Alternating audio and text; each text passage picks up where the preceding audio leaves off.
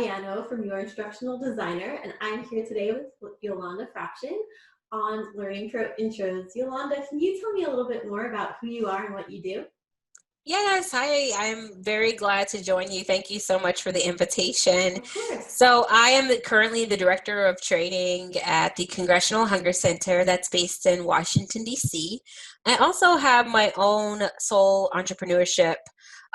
So, I became a sole entrepreneur after I decided to kind of get into the social impact space. Came back from a missions trip in Haiti where I felt a need to really develop training and resources for those who wanted to improve themselves, particularly in their area of work in developing countries. So I'm super excited to join you today and to kind of just share more about my journey. Yeah, and I'm sure it's been a long journey and an interesting one because you're doing work to me that just is very impactful and meaningful. And, I think folks are going to be really interested to hear about how you've gotten to a place where you're able to do that. So, my next question for you is just how did you get where you are today? How did you know these were the things you wanted to be doing? Well, I started out as an elementary teacher. To be honest, I thought I would have the experience of being an elementary teacher for the course of my entire duration of my entire career, really. I taught first, third, fifth grade. I taught in charter schools. I taught in Catholic schools.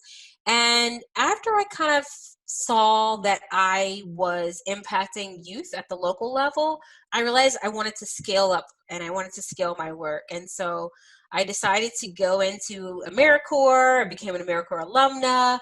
And long story short, after doing all of this work, I kept receiving feedback and people asking me, hey, can you do this training for teachers? Hey, can you do this training for education non-professionals?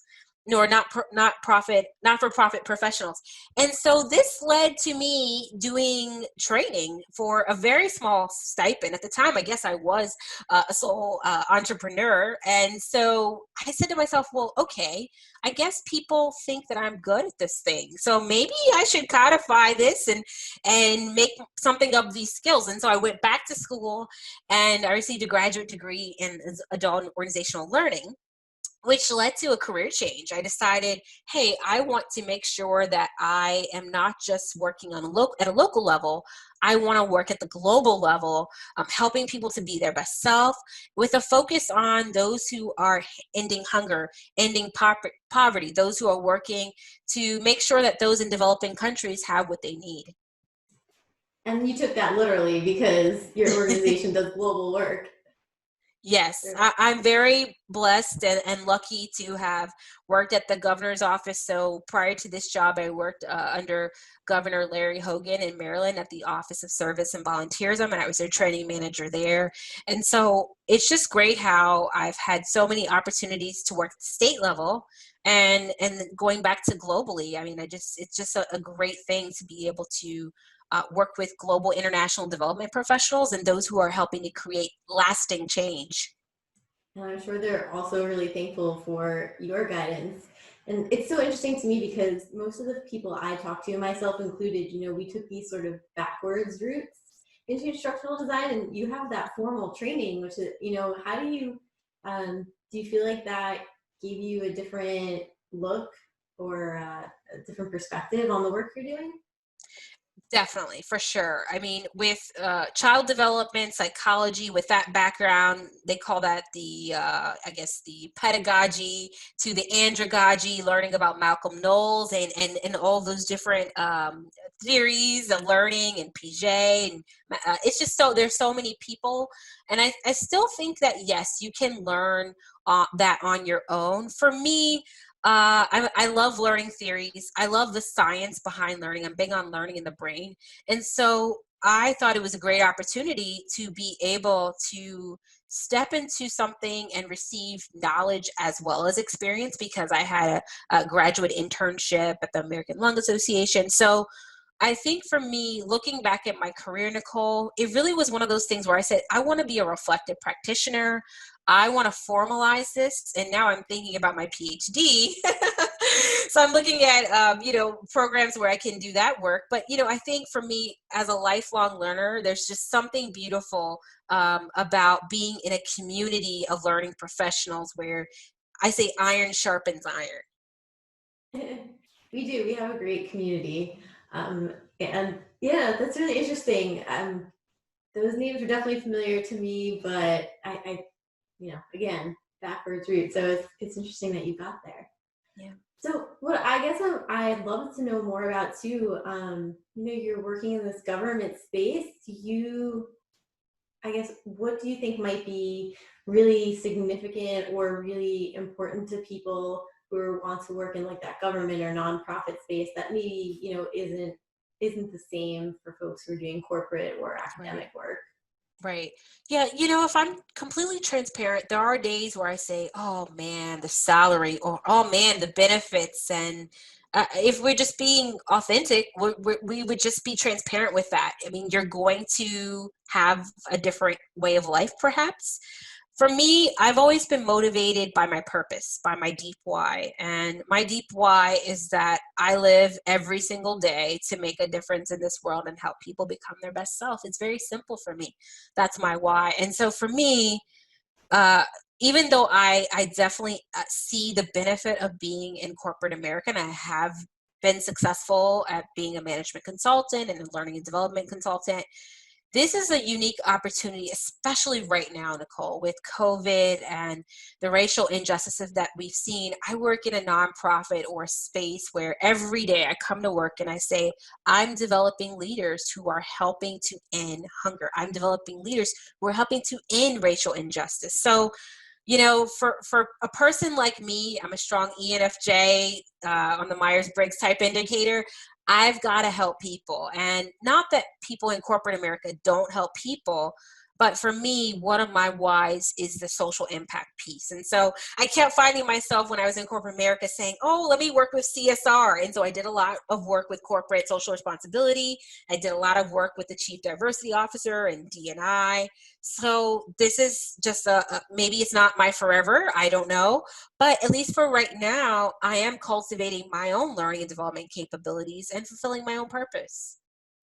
Sounds like you're really moving in the direction of your calling in many ways. Yeah, I love Yeah, that. I mean, I literally got chills because you speak so passionately, and I know. I mean, we've had other interactions than this yeah, this yeah, interview. To be honest with people at home, but I know that you're genuine, and those are the things you really believe, and I think yeah. that's really amazing and inspiring.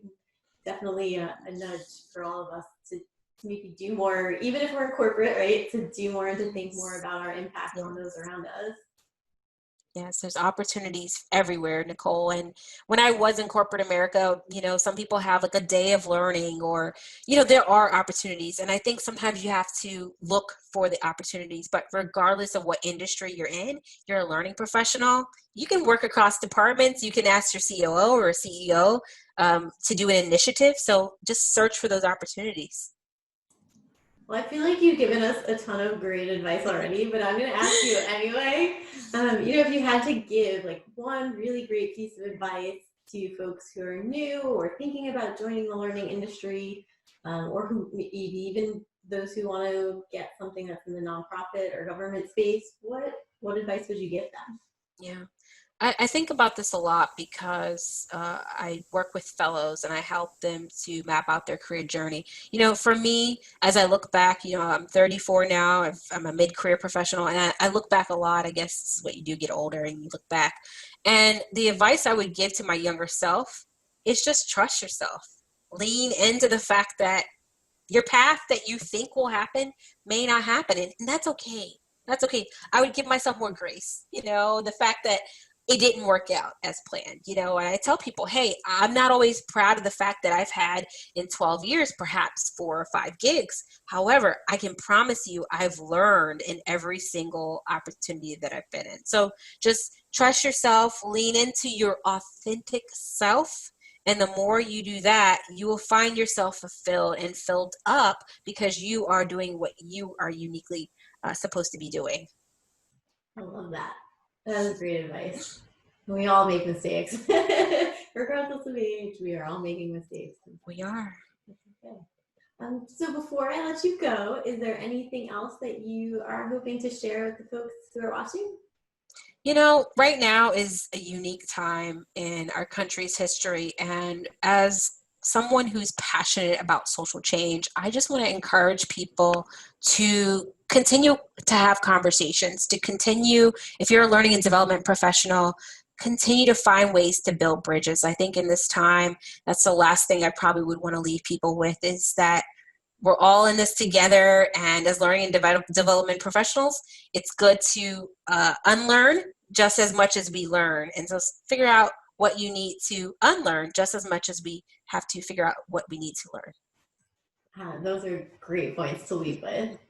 So thanks, Nicole. I know you're busy. I'm going to let you get back to it. Thank you so much for, being a willing participant on the Learning Pro Intros today, Yolanda. And if you're watching and you want to learn more about Yolanda and the amazing work that she does, there's some information for you in the description box below. And until next time. So thank you again, Yolanda. Thanks so much, Nicole. Bye-bye. Bye.